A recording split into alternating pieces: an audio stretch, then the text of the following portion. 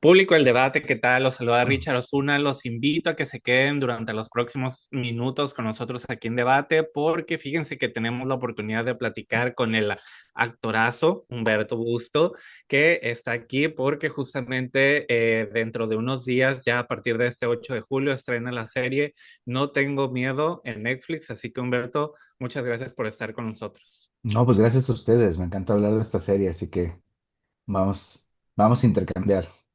Claro. Oye, Humberto, pues justamente, pues también le agradezco la oportunidad de Netflix de ver los primeros episodios y fíjate que yo entré habiendo visto solamente el tráiler y una vez que comencé a ver esta serie, yo creo que no habían pasado ni 8 o 10 minutos cuando yo dije, yo sé quién está detrás de esta serie.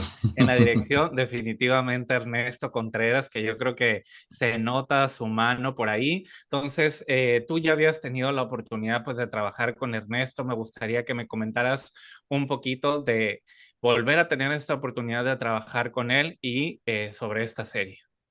Sí, pues para mí Ernesto, además de que es uno de mis mejores amigos ya con el paso de los años, ha sido sin duda importantísimo para mi carrera porque me ha regalado pues una gran variedad de personajes en proyectos muy distintos, todos con una alta calidad, con un compromiso humano muy grande. Ernesto me parece que es una persona, un artista totalmente lúcido y consciente de lo que hace, la manera en la que además genera un entorno de armonía y de, ¿no? de creatividad y de impulso en todo un grupo de personas, en un enorme crew, es muy impresionante. Inclusive aunque no estuviera físicamente en el set, ¿no? La sensación con Ernesto siempre era de que tenía la misma energía de cualquier proyecto que está, ¿no? que está bajo su observación y bajo su impulso. Entonces, en esta ocasión los directores Alba y Zuno, pues ya también habíamos tenido oportunidad de trabajar en el mismo equipo con Ernesto, ¿no? En un par Ujú. de series más, Tengo que morir en el secreto, y pues mucha gente del crew también. Entonces, se vuelve una familia que nos conocemos, que sabemos que vamos a compartir varios meses de trabajo juntos, viviendo en este caso, ¿no? En Jalapa y alrededores, y siento que fue una experiencia pues muy enriquecedora para todos. La llegada también de un grupo de jóvenes actores, niños, impresionante el casting que se hizo al respecto. Pues también, ¿no? Fue un intercambio pues muy lindo entre generaciones y cargado de mucho compromiso y ¿no? de muchas ganas de entregarle al público una serie interesante, humana, bien hecha y que pueda ser disfrutable de principio a fin. Claro. Oye, Humberto, pues para platicarle también un poquito a la gente sobre esta serie, pues comienza, ¿no? Con un niño, bueno, se desarrolla en los años 80 durante otro mundial por ahí de fútbol también, pero justamente nos lleva, ¿no? A un pueblo donde un niño pues le toca pues descubrir, ¿no? Un terrible secreto. Por ahí había una leyenda sobre una casa, pero descubre, ¿no? Que la realidad es mucho más fuerte, oscura de lo que pensaba, cuando pues descubre, ¿no? Que hay un niño pues secuestrado en esa casa, ¿no? Y que pues los implicados son los mismos adultos, ¿no? Del pueblo. Entonces, yo creo que revisando un poquito los últimos proyectos de Ernesto, por ejemplo, pues hemos visto, ¿no? Que siempre le interesa, pues, hablar, ¿no? Sobre estas relaciones humanas que se dan y me parece muy interesante que ahora en estos últimos proyectos, tanto este como el anterior,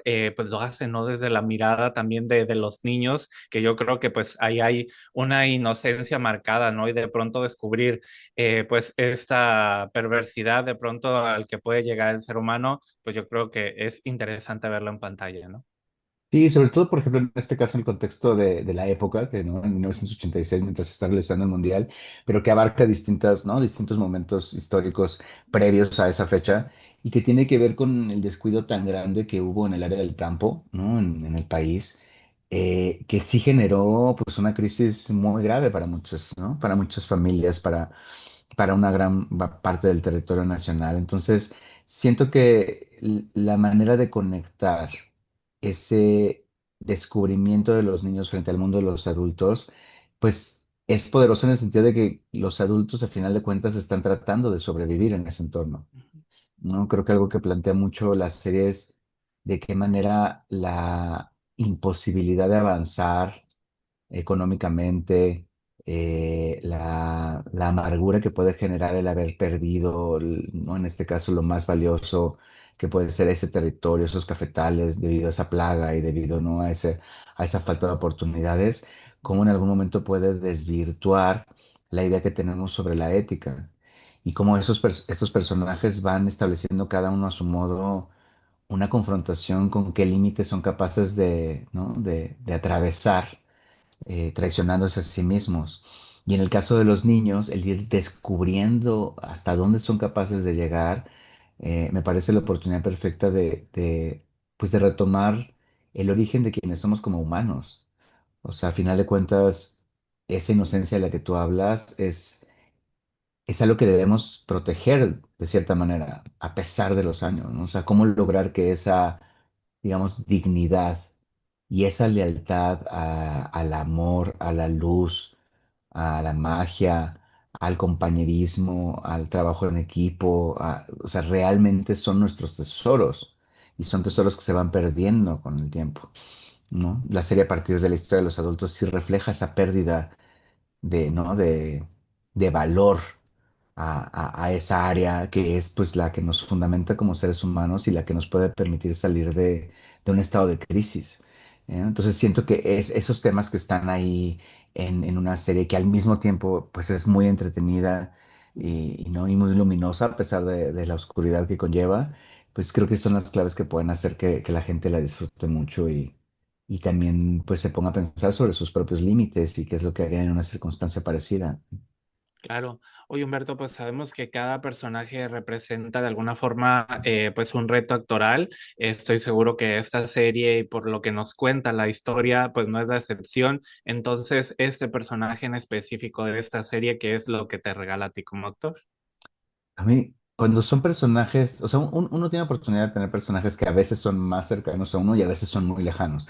Y los que de repente están como a mayor distancia, siento que se vuelven una oportunidad de indagar en áreas de ti que no has hecho antes. O sea, para mí este personaje sí representó un momento muy, pues muy interesante, creativo, junto con Ernesto, los directores, con el equipo de caracterización, ¿no? De maquillaje, de vestuario. O sea, esta idea de lograr un personaje que sí pertenece totalmente a tu entorno. O sea, yo veo a Rodrigo y me parece que pues es un tipo, eso, que es prácticamente como un árbol que se va secando con el tiempo y que después se vuelve pues casi un ser que está perdiendo la poca, ¿no? La poca oportunidad de amor que le queda. Y hacer personajes así, o sea, en esta ocasión sí me requirió, pues dejarme, como abandonarme a la miseria, ¿no? Siento que son meses que estuve como procurando un estado de mucho descuido, ¿no? De engordar, tenía muchas ganas de sentirme hinchado, como acumulado de cosas, avejentado. Tenía muchas ganas de, ¿no? de lograr una caracterización en donde yo pudiera ver a un ser que pues no tiene relación conmigo en la vida real, pero que puede ser vivo en la pantalla. Y siento que sí se logró y ahora que veo los capítulos, pues me encanta ese personaje, me parece que sí, eh, pues sí, me resulta una persona hasta, o sea, hasta desconocida para mí, o sea, como que, no, como que lo veo y me encanta verlo porque creo que es un personaje que estoy ofreciéndole a la gente que pues particularmente no me había visto, ¿no? En un personaje así. Ujú. Claro. Oye, Humberto, pues hablando de retos actorales, pues eres muy de seleccionar, vamos a decir, ese tipo de personajes. Y otro proyecto también que recientemente pues fue seleccionado para el Festival de Cine de Venecia y que justamente también te toca estar inmiscuido es la película Tijuana todavía, que también me encanta, o sea, la forma como de pronto las historias tienen esa visión, vamos a decir, de pues retratar, ¿no? A personajes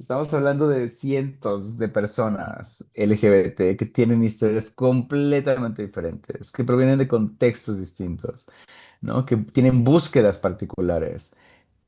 No podemos quedarnos con la idea de que el representar cierto número de personajes o cierta cantidad de películas ya se cubre la cuota y ya no hay nada más.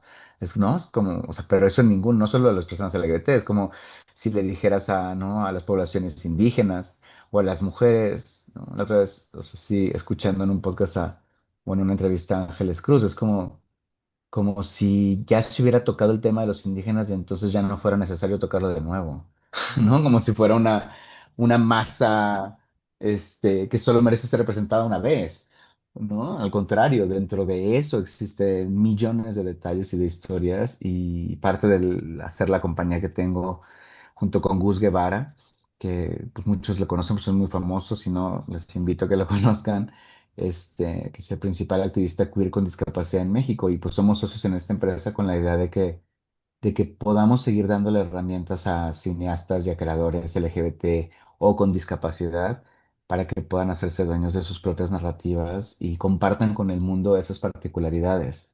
Siento que ahí puede haber un mecanismo de empatía más grande pues para que entonces no se trate de cuotas, sino se trate realmente pues de un intercambio, ¿no? Y de saber que las personas LGBT en este caso, pues no están tan distantes de otras personas, ¿no? Y algo que me ha gustado mucho de la peli, las proyecciones que ha tenido ahorita todavía, ¿no? Gente de la industria y amigos, pues es que muchas veces hay gente heterosexual que se emociona mucho con la peli, ujú. porque a pesar de no traicionar los códigos queer, se sienten cercanos a los personajes y eso a mí me interesa mucho. ¿Cuáles son los puentes que nos unen? Y cómo podemos entonces, pues eso, no sentir que estamos tan lejos los unos de los otros.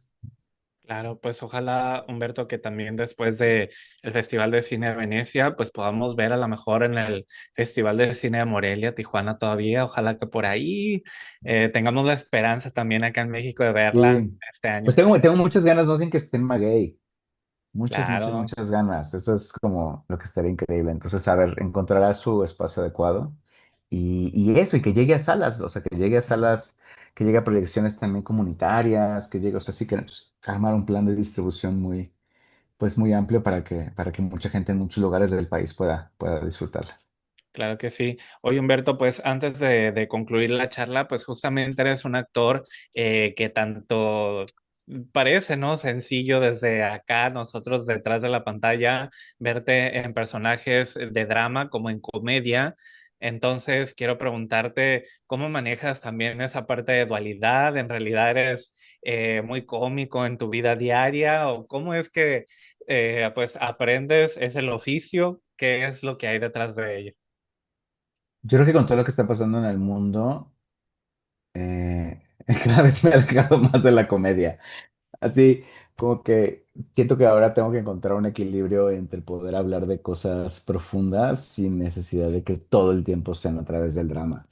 Pero sí es verdad que muchas veces la comedia en México, o sea, como que hubo un momento muy consciente de alejarme de una comedia que sentía que ya me estaba convirtiendo en caricatura, Ok. ¿no? Y entonces soy muy amante de la comedia y estoy desarrollando uno de los proyectos que tenemos en la empresa, si tiene que ver con eso, porque siento que pues ya van de la mano, es decir, la vida ya es un absurdo y casi todo el tiempo estamos en el límite de que algo que parece sumamente cruel de repente parezca, ¿no? O sea, parezca un chiste, o sea, vivimos como, ¿no? En medio del meme y ¿no? De la fluidez y la precariedad de comunicación. Ujú. Y eso, o sea, creo que el sentido crítico de la comedia siempre sirve muchísimo para acercar. Acabo de ver un monólogo que tiene Vanessa Bauche hablando de violencia de género y así, que cuando tengo la oportunidad de verlo, y vaya, tiene vuelto al público de a carcajadas de una manera impresionante, ella sola en el escenario, y sin embargo está hablando de unas cosas tan fuertes. Entonces creo que ese choque es un choque muy interesante de hacer y espero pues pronto hacer un proyecto que tenga que ver con un tono así, me encantaría. Ujú. Claro. Bueno, Humberto, pues de verdad te agradezco muchísimo por estar con nosotros aquí en Debate para platicarnos de estos proyectos, reiterarles a la gente, pues no tengo miedo, ya este 8 de julio en Netflix, todos los episodios, de verdad, garantizado que es una gran serie con los capítulos que he visto y ahora yo también me tengo que esperar hasta que llegue el resto Exacto. de episodios, para terminar la serie. Muy bien, pues muchas gracias y que la disfrutes también hasta el final. Claro, así será, Humberto. Y pues muchas gracias también a toda la gente que se conectó con nosotros en debate. Yo soy Richard Osuna. Aquí seguimos pues informando a través de todas nuestras plataformas en debate.